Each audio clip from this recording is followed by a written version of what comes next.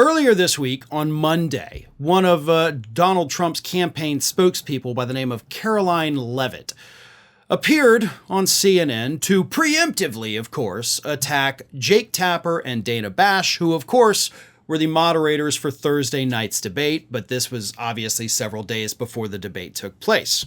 Now, what happened was that Ms. Levitt wanted to attack Bash and Tapper as somehow preemptively again being biased against Donald Trump.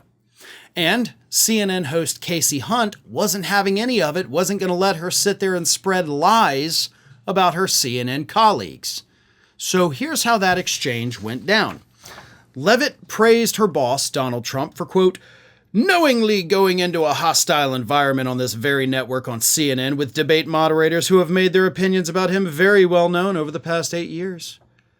At which point Casey Hunt jumped in and said, so I'll just say my colleagues, Jake Tapper and Dana Bash, have acquitted themselves as professionals, and they have covered campaigns and interviewed candidates from all sides of the aisle. I'll also say that if you talk to analysts of previous debates, that if you're attacking the moderators, you're usually losing.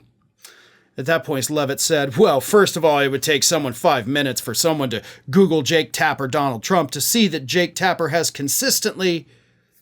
And at that point, Casey Hunt cut her off and said, ma'am, I'm going to stop this interview if you're going to continue to attack my colleagues. At that point, there's a lot of crosstalk, a lot of, arguing back and forth. And then finally, Casey Hunt says, I'm sorry, guys, we're going to come back out to the panel. Caroline, thank you very much for your time. You're welcome to come back at any point, blah, blah, blah. But she ended it there.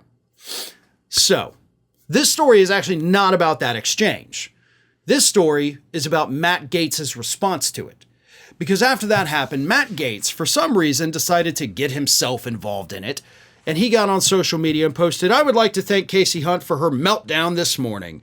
Without the booting of Caroline Levitt today, Caroline's legitimate criticisms of CNN wouldn't have gotten nearly the play they did. And when I first saw this, I was like, well, that's weird, right? I mean, obviously Matt Gaetz and many other conservatives, by the way, did chime in. Gaetz always chimes in on issues involving Donald Trump, but I started to wonder, why? There's so many things you get pissed off about all the time. Maybe take a break from just being constantly pissed.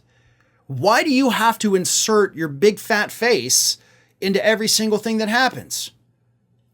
And that's when it finally clicked for me.